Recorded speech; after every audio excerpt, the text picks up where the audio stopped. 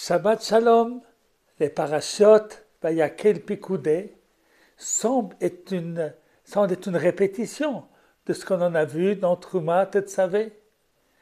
Nos commentateurs expliquent qu'il y a deux dimensions à la construction du Mishkan, au travail des Kohanim et au travail des sacrifices. L'une qui est la dimension d'avant la faute de Hegel, et l'autre la dimension après la faute de Hegel. Mais bien entendu, toutes les deux dimensions doivent exister ensemble.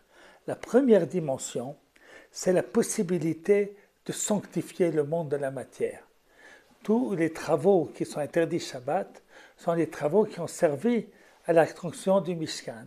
C'est-à-dire que la construction du Mishkan inclut en elle toutes les activités humaines, qui sont ainsi sanctifiées et élevées.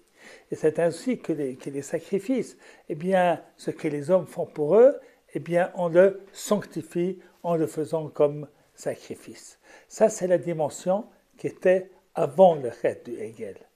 Le Hegel, la faute du veau d'or, elle a montré que le peuple juif, finalement, ce sont des hommes et qui ne peuvent pas se satisfaire d'un service d'Akodesh Baruch Hu qui est uniquement dans l'esprit. L'homme a besoin de pouvoir servir de manière concrète.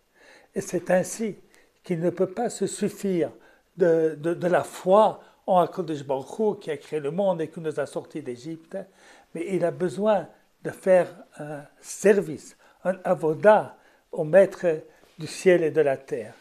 C'est-à-dire que le Hegel Hazahav a montré que lorsque Moshe n'était plus là et qu'il a tort le comprenait comme un intermédiaire d'Akodesh Baruch Hu, il est Moshe notre maître qui a reçu la Torah d'Hachem et qui nous l'a transmise. Mais c'est à Hachem qu'il faut s'adresser. Mais les hommes ont besoin d'avoir un endroit, d'avoir un moment où l'on s'élève. Et c'est ainsi que la réponse à la faute de Hegel est la construction du Mishkan et le service des Korbanot. Voilà, donc ces deux dimensions, celle de sanctifier toute la matière d'une part, et puis d'autre part, de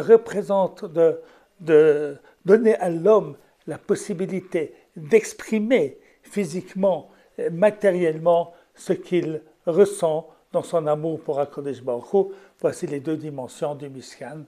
Shabbat Shalom à tous.